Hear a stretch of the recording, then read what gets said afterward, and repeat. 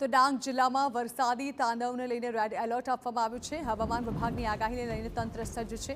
આવતીકાલે જિલ્લાની તમામ શાળાઓમાં રજા જાહેર કરી દેવાઈ છે। તમામ નાગરિકોને સાવચેત રહેવા વહીવટી તંત્રએ અપીલ કરી છે। નદી નાળા, ધોધ અને નીચાણવાળા વિસ્તારોમાં ન જવા સૂચના અપાઈ છે, તો જરૂરી કામ સિવાય ન નીકળવા પણ તંત્રએ અપીલ કરી છે।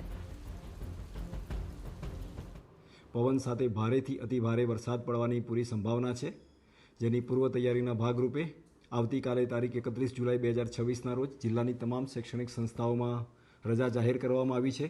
તમામ 3 તાલુકાઓમાં લાયઝન અધિકારીઓની નિમણૂક કરવામાં આવી છે અને તમામ સ્ટાફને સ્ટેન્ડ બાય રાખવામાં આવેલ છે।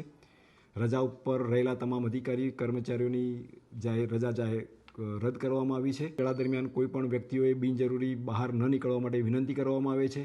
જિલ્લામાં આવેલી જુદી જુદી નાની મોટી નદીઓ, વેળા અને તળાવો વગેરેમાં કોઈ વ્યક્તિએ પ્રવેશ નહીં કરવા માટેનું પણ જિલ્લા મેજિસ્ટ્રેટનું જાહેરનામું હોય।